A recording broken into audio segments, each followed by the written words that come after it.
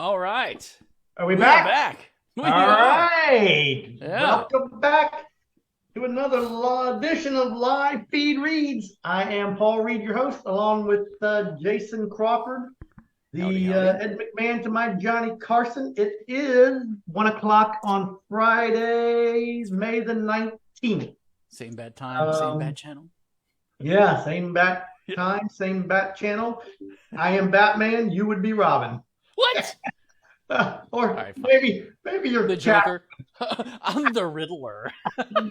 All right. So here's the deal. Yeah. Brittany, God bless her heart, was over in Europe for the last week or so, and she sent us. Well, she told me about and sent some videos in front of a castle where evidently there's a horse and a rider, I guess like a guard, I guess you would, a guard or a soldier. And there's a beware of the horse sign. And Okay. so there's a couple of cases that I have going on with warning signs. And I figure that would be a All right. good topic we can chat about. And maybe Okay. educate and have a little fun with. So without further ado, Jason did pull up a couple of funny videos. And Sure. with that, I'll let him Okay. So take over. Take us over. Okay. Yep. Take us over to the thing. All right. Let me see here. Bibbidi bobbidi boom. We are now Zoom sharing. Here we go. All right. Cool. Yeah. So I think this is the one that you said.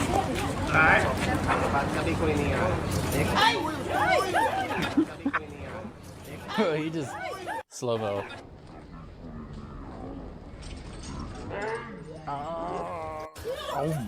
Yeah, he just noms the hair. So that's one. Yeah, Do you want to stop and talk about this one? Or do you wanna- I mean, I'd rather him bite my hair than my head. That's true. That's very true. All right, you got another one? Yeah, I do. I've got another one. The All right. So, this well, one's a let's little- hit pause there. So basically, the okay, question yeah. would the beware horses may kick or bite? Thank you. Would that absolve the rider, the owner, the castle owner, or otherwise of liability? In the U.S. Well, I can't speak for where this video was, if it was the UK Yeah. or otherwise. Yeah. But the answer would be probably not. However, in Florida, as you recall, on March 24, 2000 of this year, 2023, the tort deform law went into place. And so the question is, would this woman, given that there's a warning sign right, clearly legible right by the horse, would that make her 51% or more responsible for her injuries? Let's say she was injured, such that she recovers nothing. So possibly. I watched a number of these videos, and I think the next one's going to show a little bit more of like the let's see another one. Circumstance. Monfrere. Okay. And this one, the same place. Say this is actually the other side of the gate, so the sign's on the opposite. Yeah. Side. All right. And this is Jason's house. Right. So he yells at the guy, "Step back!" Oh, so the guy's telling you to step back. Okay. A warning. Warning. He says, "Don't stand any closer." Okay. Get back. Well, then the horse, I have to fast forward a little bit because it takes a minute for him to get going, but he comes out and he starts moving around. Do we know why? I don't know why. He was kind of agitated. Okay. I do think, so I've watched a ton of these videos and kind of researching this because I thought Did this one freeze up? This is a crappy video. No, I paused it. Well, let's watch. Because I wanted to see like the whole. Yeah, let's There's watch. a stroller. I haven't seen it, ladies and gentlemen. Oh shit! Your computer sucks. All right, let's see. Oh boy.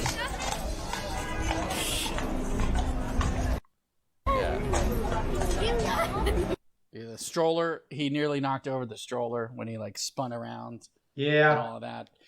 The reason I think that The answer is, I think that What's the question? Well, the one that you asked, like, does she have a case, right? Like, is there a? Oh, he would on this one. The answer is yes. Okay. Clearly. Well, Clearly. I don't know. So here's my question then to you: Mm-hmm. Does everything being pyloned off and not? It's like this is the area for the horses. People kind of enter at their own risk. That's different. The whole area. You change the facts. Well, there's. I mean, how did I change the facts? That's just Where are the pylons? There's a big gap right here where you can go in and out. To the front gate where the cars drive in and out.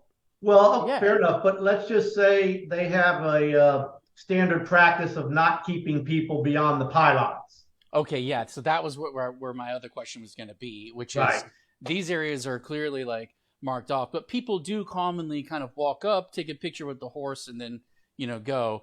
But they also have a ton of people who try to grab the reins or do something silly. I get it.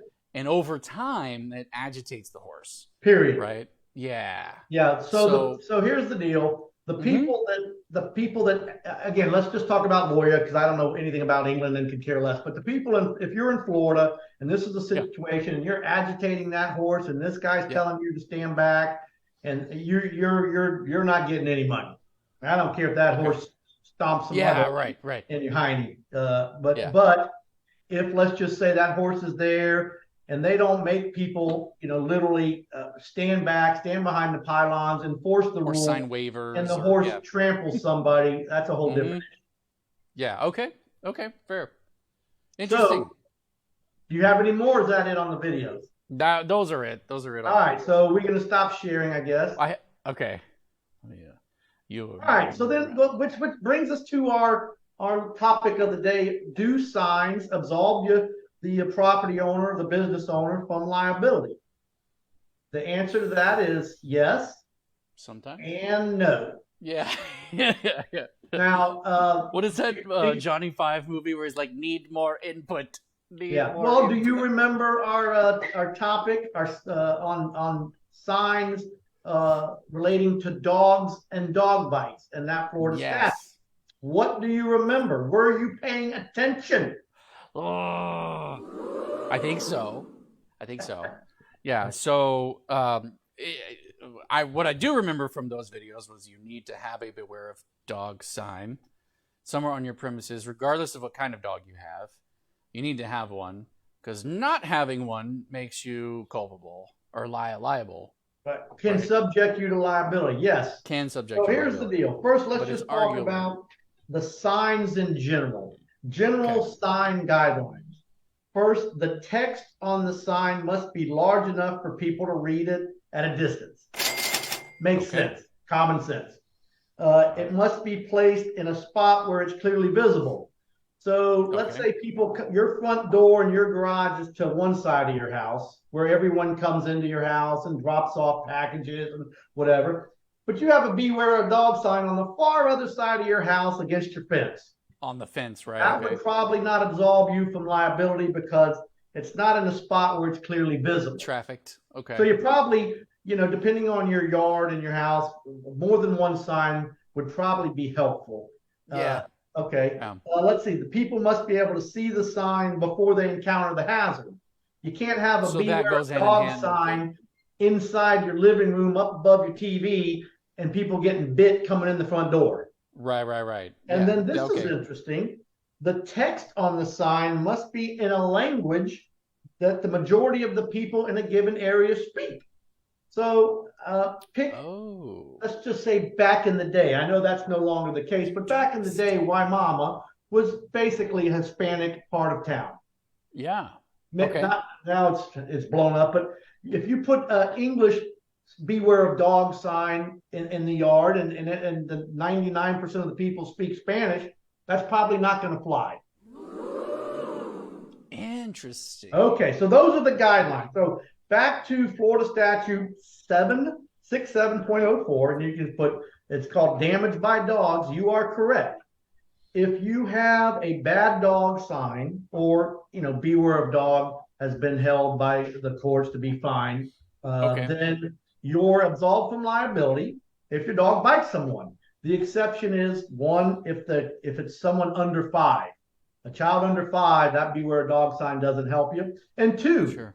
if you agitate, irritate the dog and he bites you, i.e., which drunks go up, Yeah.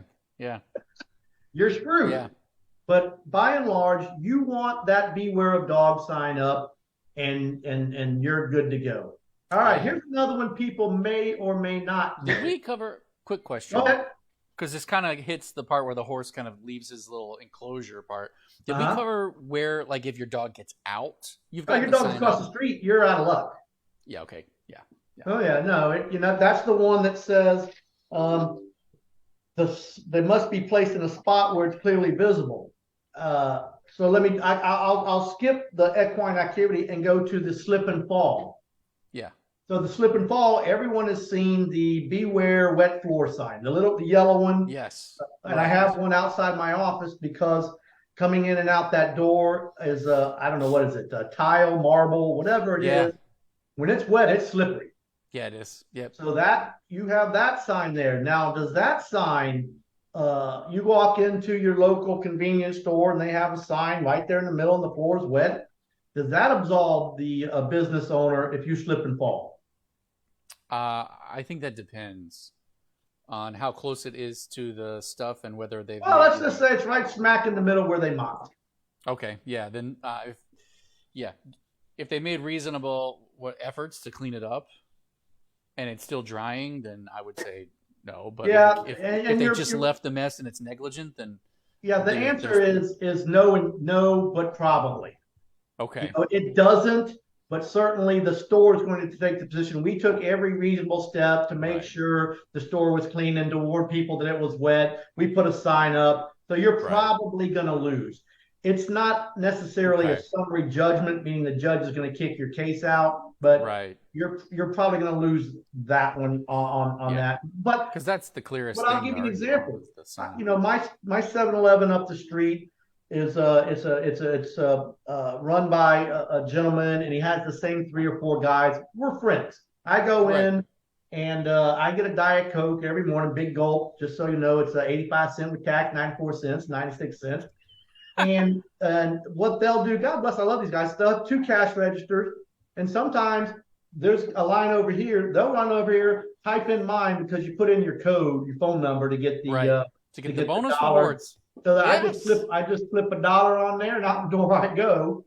But I've gone in before. It's pretty cool. I've gone in before, and they're wet. I see that they've mopped the floor, and I see the damn wet floor sign against the wall over in the corner. I'm like, leaned up. You know who I am? What are you doing? So I've gone and grabbed the sign and I put it right there in the middle. I said, look, good thing right here. Put one over there. You're fine. And they laugh and go about their business, But they won't laugh when they get that phone call. That floor sign is the store's position as would read. We took reasonable steps to let our clients or let individuals that come to the office know that this is a potentially hazardous area. So you're probably not going to win that one, especially once the tort reform law of March 24, 2023 was passed, where all they've got to do is find you 51% or more responsible or liable, and you get nothing. All right. So have you ever gone to a stables where there are horses? Maybe took the kids? Yeah, well, we went to like one of those petting farm things. Yeah. Okay. Like a petting zoo. Petting farms is an agritourism exception. That the stables, which could also include, but it's called equine activity. And Florida has a statute, 77304, that says under Florida law, an equine activity sponsor or a professional, one of the individuals, working there or otherwise, is not liable for injury or death of a participant in equine activity. So you put up a sign, that's under the statute. So we're not talking about a petting farm. We're talking about you go to where they ride horses for competition. Roping and rodeos. Yeah, barrel racing. rodeo, riding Yeah, the yeah. horses, or where you're up Why do there, I know what that you've is? got a pageant Yeah. where you got to make your horse trot. You get hurt, that's on you. You can't sue the company. Okay. So as long as they have that sign, they would be absolved from liability. There's also, back to what you said. Do you know what agri tourism is? Agritourism. No. I mean, I'm guessing because of what you just said that it would have to do with something with the wildlife and bringing people in from outside. Yeah, Florida has a statute 570.85 et al. But it's called agritourism, which includes aquaculture, swimming activities. Okay. Horticulture, floriculture, forestry, dairy, livestock, poultry, bees, etc. If you get injured and they have their sign up, I don't even know if they need a sign actually. Let's see here. So, like, if you went there for the purpose of that thing, it's inherently dangerous. Yeah, I don't even know. I didn't look to see if they even need a sign. But examples, you say, well, I don't participate in agritourism activities, right? Okay. Can you think of any that you might and don't even know that you're participating in them? No. You pick farms. Yeah. Yep. So you're on a you pick farm and somehow you get injured. Yeah, like go pick your own pumpkin or whatever, or strawberries. Interesting. Oh, I twisted my ankle. Here's another one you wouldn't think. You go to a farmer's market. So be careful. The farmer's market. Yeah. Look at this one. The roadside market. You know those little roadside stands? You're going down 60 and you see the one on the right? Yeah. We don't have these, but you know what a corn maze is? Oh yeah. I'm from Alabama. I know what a corn maze is. All right. And I can see where you could get injured in those. Yeah. Oh yeah. Yeah. Trip and fall, slip. That stuff gets slippery. Yeah. So here's a question, because I just ran across this. I didn't know about this until I was watching some YouTube videos with the kids, and I stumbled across this young guy who does all of these Everglades videos. And I mean, he's out barefoot in the Everglades. And then I start getting, of course, because I watch those, I start getting things like, Burmese pythons are an invasive species and people can hunt them, yada, except on certain lands and not on others, yada. So there's a little tourist thing where they let you come down and like hunt out the invasive species of Burmese pythons. Would that be considered? You would be protected. It's recreational, entertainment, educational purposes. So yeah, interesting. Arguably, because what they want, the government wants people to enjoy Florida and all that it has to offer. But it's a swim at your own risk kind of thing. Well, that's different. That's a whole different subject. It is if you're I didn't mean technically, I meant it metaphorically. In one of these activities, jumping into a golf course pond would not be under agritourism. Fair enough. You had said your petting farm, that would be. Yeah. So it's an intentional service offered that you're engaging the pumpkin patch. So things that you might not consider to be protected might be, if it has to do anything to do with, agriculture, goat yoga and so forth. Goat yoga, where they do yoga with goat the goats. Yoga would be one. Oh, yeah. That's hysterical. So you're sitting there and a big old goat jumps on your back and snaps it. Yeah. Thanks for coming. Sorry. Whoa! You're kidding. Yeah. That's wild. So what about everybody's probably seen these signs. Okay. That say you even said enter at your own risk. Yeah. So you enter whatever, the mall, or trying to think. A stadium. Commercial versus private property, or is this even private property? Enter at your own risk. Would that absolve the property owner of the business of liability if you get hurt, if they have that sign up? I think the lawyerly answer is always yes and no. Just like everything. Well, no, this one's easy. This is no. No. Oh. Because think about it. Or not responsible. You've seen this one, not responsible for accidents or injuries. Okay. Same theory. No, you can't just put up a sign and then have some kind of negligent conduct and say, well, I put up a sign that says you enter at your own risk. I'm sorry that What the if parking garage fell on you and smushed you like a pancake because, there were cracks and things of that nature that we ignored. Doesn't what work if like the that. sign says trespassers will be shot on sight, Yeah, you're probably going to jail on that one if you shoot somebody. or long-haired skinny people need not apply? Yeah, that's a good song. Yep, I like that. But all right, so let's see. We talked about the general sign guidelines, the wet force signs, the damages by dogs, equine activity, agritourism. Yeah. So just so you'll know, bottom line is if you are, a little shameless plug, if you're injured, at least give us a call or give a lawyer a Yeah, if you call. have questions, for sure, And, find and, out. then, and then they can say, yeah, no, you're out of luck, or possibly because Yeah, there's I would always rather hear I'm out of luck than to assume I'm out of luck and have a case. right, Personally. and that does happen a lot. Yeah. But on the flip side, I tell people, especially in medical malpractice, pretty much daily, that they don't have a case or otherwise. But there's a lot that we do take. So I mean, like you said, I agree. Call, ask. If it's not, so be it. If it is, well, then who knows? Yeah. All right, what do we got? It's not Mother's Day. It's not 4th of July. How it's not was your Mother's Day? I don't know Rob? of anybody's birthday. So it's just a weekend that's going to be hot and dry and humid. I would say this. I'll tell you what. When you go into church this weekend, we need some rain. Little prayer on some rain. Because it's I was driving up Lumsden from the crosstown, so basically east. Normally, there's water in that ditch on the south side of Lumsden. Woo, Yeah. It was bone dry.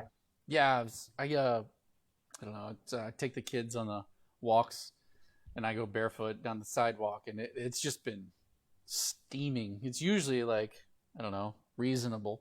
Yeah.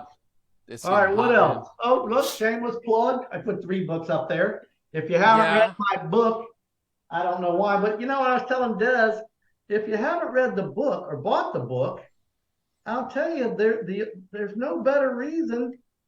I haven't looked You're gonna break out the chili no recipe. better reason than my chili recipe that's in. Yes. Absolutely. Yeah. It's good. Well, it really is good. I know it's in here somewhere. I thought it's at the back. Yeah. Oh, here we go. Yeah. Here, look, people. Dude, it's good. Paul's famous chili recipe, and it's good. It is famous. And I'll tell you what, it's worth the 10 or 15 bucks. I don't know what the book costs. And there's Kindle, a hard copy, and a paperback, so to speak. So it's a pretty good book, if I do say so myself. It's a good book. And the beauty of the book, it's kind of it's not where you have to read a chapter or 2 chapters or 3 or 4. They're little short stories that probably the longest one, Jason, about 2 or 3 pages, maybe. Yeah, it's easily digestible. Like it's good. I mean, you even keep one in your house near the toilet. That way, if people come over, they sit down for a couple of minutes. Yeah, I mean, here's one. They got something to read. Here's one of the longer ones. Is the it's good. Never disrespect a matador. That's where my buddy Johnny freaking is cheering in Mexico when the matador getting gored by the bull. Dude, I loved that one. Bueno. But that's a pretty funny one. That's one. Yeah. That's 2 pages. The other one, the longest one's probably Mardi Gras, which was funny as well. That's the one you got interviewed about too. And I got interviewed. I got punched in the face. I got all kinds of problems with Mardi Gras. You got the interview short because it's a longer one, but it's good. Yeah, but 3 pages is probably the longest one. I'm looking at it. Like you said, it's actually a book. I hate to say it, but you could put that in your bathroom. You could easily. And for some of you, you could read a page or 2. For some of you, you could read the whole damn book. But either way, it's maybe by your bedtime, 10 minutes before bed help you sleep. Even though the problem is, I think once you start reading it, you're going to be on the crapper a lot longer than you want to be because you're going to love the book. Yeah. All right. We ordered pizza for the office, so I'm gonna go eat. So nice. Okay, cool. Yeah, take us out there, I'll big get us fella. ready. Yep. Take us home. You got it.